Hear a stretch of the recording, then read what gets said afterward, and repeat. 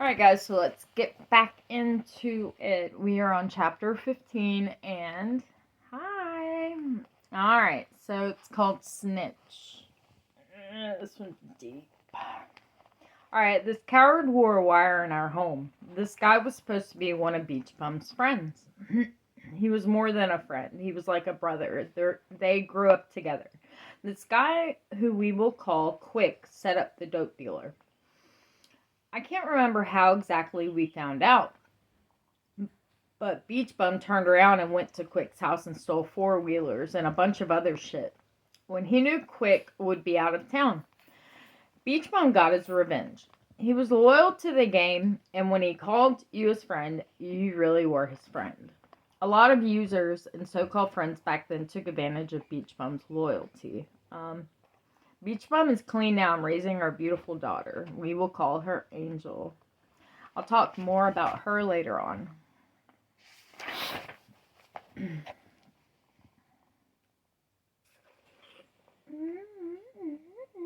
Alright, so a week later, Quick and his brother came by our house while Beach Bum was gone. I saw them from the window.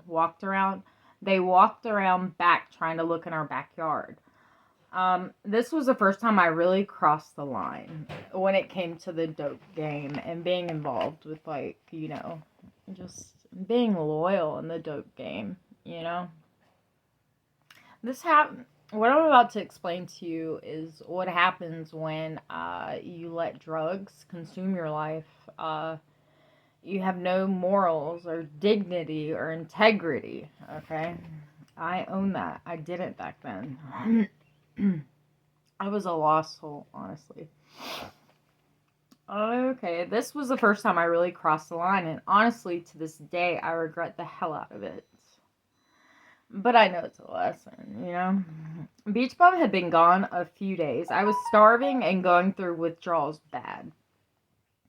Beach Bum and I were not on good terms. I told Quick what Beach Bum had done. I betrayed Beach Bum. I haven't had the courage to actually own up to it. And then my narrator insert goes, Beach Bum, I betrayed you. I take responsibility for it. Our relationship was so dysfunctional. God knew what he was doing. You've become a wonderful... Okay, I'm going to rephrase this because it says, you have become a wonderful man, and so have I, not as a man, but as a woman. A wonderful woman. I'm proud of you. And then it goes to say, crystal meth will destroy everyone and anything that comes in its path. Okay, sadly, I must be honest when I explain this to you. I said that he has become a wonderful man and I've become a wonderful woman. I know inside and out that I am a wonderful woman. I have tried to approach Beach Bum in regards to her daughter because I believe that we should be civil and decent to one another, so that our daughter's happy. But I've been rejected time and time and cursed out and just... Y'all, I'm going to teach y'all a little bit about karma. You can right your wrongs, which I have, and get into alignment and take accountability for everything. But there are some people, like Beach Bum, that chooses not to put closure to the past situations and is stuck. And it is sad, but it is true. People get stuck. He got stuck. He didn't heal. I'm not saying that he will never heal, but after we complete this book, we'll go more into the present of what's going on now. But there is a lot of sadness, There are people that don't choose to heal and grow from past experiences and don't see their trials and their lives as lessons, They just like to blame everyone and they refuse to take accountability. It can get uncomfortable, but trust me, once you take accountability, this burden's off your shoulders and you feel better about yourself and about your life, I pray for everyone's healing. Yeah. But yeah, I gave him the benefit of the doubt. You guys will learn more about him. later on. Alright, so we're going into chapter 16, and it's called Disowned. My relationship with Beach Bum got unbearable. I moved out and moved back to Auburn, Alabama. Shortly after I found out I was pregnant, I told my brother, little Elmo. I thought I could confide in him, and he would keep it a secret, at least until I was ready to share this information with my family. I was already disconnected from the family, and I just wanted my father to smile when he saw me. And we could try to have one decent conversation and talk about life for once. I missed my father. Little Elmo wasn't having that. He ran to my father quickly and told him. What brother would want to go out of his way to cross his little sister that did nothing to him her entire life but showed him love? My brother failed to realize telling my father the way that he did caused my father literally to disown me. It didn't bring my brother and my father closer together. Now that I look back at it, my brother has always, it's been like a sibling rivalry, but it's not really when I was never in competition, you know? I truly love my brother, you know? I truly want my family to win. And it took this journey for me to realize that sometimes you have to seriously set those boundaries, see people for who they are, what they are, and disconnect for your peace and for your happiness. And my entire life, my brother has gone up against me for reasons I don't understand. So, with that being said, that's out there. Let's continue. And this is why I enjoy sharing this with you guys, because I can reflect and see, you know, the growth, and I can understand both sides, all sides, you know. And I'm just so blessed because I'm willing to take accountability for my faults. It just sucks because some people aren't. I could remember telling Nanny about it. She was pretty much living her last days, and she rubbed my belly and told me she couldn't wait to meet the baby angel. Remember, that's what we're calling my daughter. Nanny apologized to me for the pain she caused me and little Elmo growing up. I forgave her. I love her. There were great times and there were not so great times. I would like to think the good outweighed the bad. You know. Not even a week later, my father called me to tell me that Nanny passed away. I forgave her. She deserved my forgiveness. Her life wasn't easy either. And then it says, I pray that little Elmo gets right with himself and is at peace when he leaves this world, because honestly, we've been through hell and really need out. I forgive my brother, but this wouldn't be the only time he would screw me over. Years later, he took my inheritance after the death of my father. My brother is a scam, and I can finally admit it to myself and quit defending him because he has never defended me. I forgive him and will always love him from a distance, but I will leave it at that. You know, I beat myself up about like not getting the clarity and the truth about my father's will, and it just, you know, and then it took this journey to realize that we all are growing at different paces, different rates, you know, and it's not our responsibility to fix the dysfunction. It's our responsibility to fix ourselves. All right. So this chapter is really personal, but I really want you to pay attention so you can be brave and speak up one day. You might be the next person on the other side of the camera. You never know. Your story is probably very important to the world. Alright, so chapter 17, abortion. I remember calling Beach Bum from Auburn to tell him I was pregnant. I want to say this. I felt the little butterfly flutters in my belly. I knew a week before I went to go have this pregnancy test, I knew that I was pregnant. I felt my daughter in me, you know? I knew my body. But yeah. Let's see. I was so happy. So happy. Let me have some of this. Alright.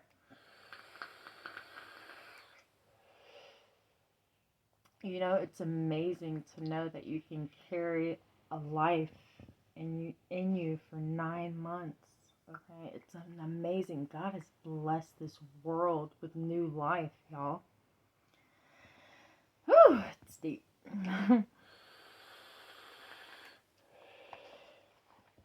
I returned to Columbus, Georgia, thinking Beach Bum and I were going to live happily ever after. I was wrong. I ended up moving into a duplex with the help of Kitty's family. I started working in downtown Columbus. I was a fixture at a pizza joint. Everyone knew and loved me. I was that pregnant girl that worked full time. I was still using dope in the beginning of my pregnancy. Beach Bum didn't know at first. Now that I look at it, though, Beach Bum was still using, and I understand now that he didn't care what I was doing. Because when you're under the influence, you don't care about anything, but drugs.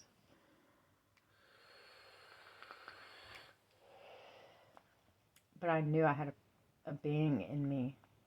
And honestly, what I wanted my whole entire life was to be able to be married happily, have kids, raise them beautifully, have a home, have a decent life. And I think that's what we all wish and dream for. And it's possible to get there. Don't ever say shoulda, woulda, coulda. Because everything happens. Everything that has happened to you in your life has been divinely orchestrated the way that it has been for a reason. Okay? Then it started to get hard pretending to be sober. But I somehow got away with it. Probably because Beach Bum was always beaked up, or he was always gone. I think I was 6 months pregnant, and Beach Bum and his family talked me into moving back into their home, into his mom and dad's home. Little did I know Beach Bum's mom had scheduled an abortion appointment for me, and I was told the night before I was scheduled to get an abortion. I told Beach Bum I wouldn't do it. He got so mad he flipped the bedroom mattress and box spring on top of me and started kicking the shit out of it. I knew that drugs and his parents had a lot to do with his actions. As I said, when I called him to inform him I was pregnant from Alabama, Beach Bum was thrilled. Afterwards, I kept begging him and telling him I wanted to keep my baby, and he continued to beat the shit out of me. I managed to get away. I ran out of the front door barefoot all the way to the emergency room while crying and scared to death. I knew that if I didn't get away, Beach Bum would have done something he would have never been able to recover from. It would have ruined his life. I ended up at the emergency room, and I can remember how cold I was and how neglected and worthless I felt. Beach Bum's family just gave me confirmation that I was alone, and no one really gave a fuck. The next morning, the staff at the hospital put me in a woman's shelter. During this time, I was told that if I was associated with Beach Bum, I would get kicked out of the shelter. I ended up moving back into Beach Bum's house because I didn't like the rules at the shelter, and at the time, I loved him, even after what he did to me. When you're around somebody for so long, your perception of love, and you're under the influence, your perception of love is so toxic, and that's not what love is, okay? Even after what he did to me, no matter what people do to me, I forgive them and always give them the benefit of the doubt. And this has been one of my biggest downfalls in life, is that I've given some people in my life the benefit of the doubt when God knows I should never have even contemplated. But like I said, these were lessons. Okay, we returned to our usual daily lives. I would be left at home as Beach Bum ran the streets and left me home alone. I got the phone call, and we all knew Nanny's final days were nearing. My dad called me to tell me. I tried calling Beach Bum to see if he would drive me to Auburn, Alabama to see Nanny before she passed away, but I couldn't reach him. So Whitey, my cab driver, ended up driving me in his taxi cab. I saw my stepmom lying in the hospital bed with her face sunk in, as well as her eyes. I'll never forget the way she looked. Nanny put her hand on my belly and said, I can't wait to meet baby Angel. She's going to be as strong and beautiful as her mama. This was the first time my mama really honestly and truly apologized to me.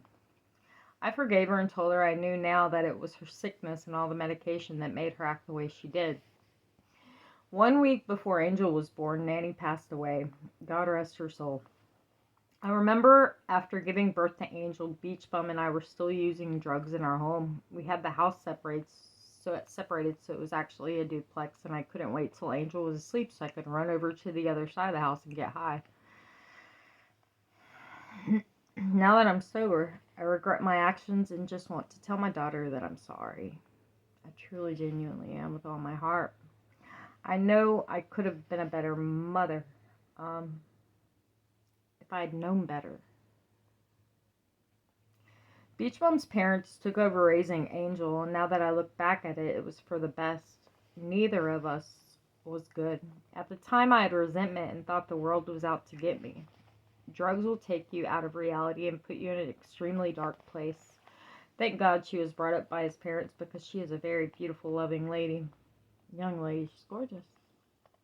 I eventually moved out of Beach Bum's house and lived across the street, Peter P, for a hot minute. Beach Bum and I continued trying to work things out while our daughter lived with his parents. I remember Beach Bum's dad in his wheelchair with Angel in his lap wherever he went. She was his little partner. While I lived at Peter P's house, I'm not even going to lie, I stayed high or drunk. Angel never crossed my mind. I was extremely selfish, and I sincerely regret it very much. Okay. Alright, chapter 18. This is called the Jump Out Boys. If you don't know what I'm talking about, good. Because you never want to have to witness what I'm about to read to you ever in your life. It is traumatizing. I remember one evening I was on the phone with Beach Bum talking about coming over to talk and see if we can work things out. But clearly I knew all he wanted to do was get laid, because when you're under the influence of crystal meth, it's like your soul isn't even there. We honestly didn't know what we were doing. Well, I looked out of my window at Peter P's house when I was living at P's house, and I saw there were cops blocking off the road in front and behind our street, and a big white van pulled up. This was my first encounter with the Jump Out Boys. Well, not mine exactly, because mind you, I was across the street watching this, and Beach Bum and I just got off the phone talking about me going over there, to talk to him, or do whatever, They had this huge ram they used to force the doors down at Beach Bum's house. I ran across the street and I screamed out, "What are y'all doing?" And the officer asked, "Are you coming over here to tell us something we need to know?" And then I said no. Then the officer said, "Well, then get yourself the fuck away from here." I watched them bring Beach Bum outside in handcuffs, and it hurt watching this. I swear to you, Beach Bum thought for the longest time I had set him up, but literally, we were on the phone together not even 5 minutes before the Jump Out Boys showed up, but I had nothing to do with his arrest. I ended up seeing Beach Bum swing by his house the next day. He was bonded out and sent to rehab. He ended up going to Bradford. He got out of his parents' van the day after he was bonded out before going to rehab, looked at me, shook his head, then got back in the van. After he picked a few things up from his house, I never snitched him out to the police. I would never do that. I did rat him out to Quick and his brother, but never the police.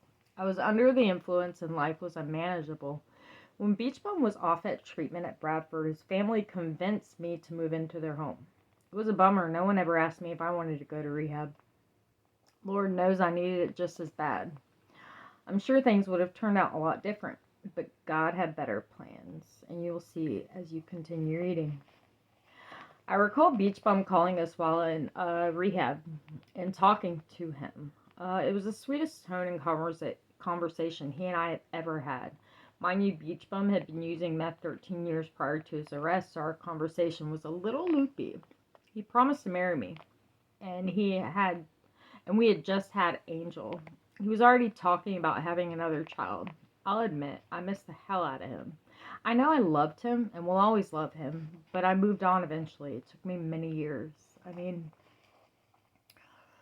getting over Beach Bum was one of the hardest things I got over in my life. And, yeah.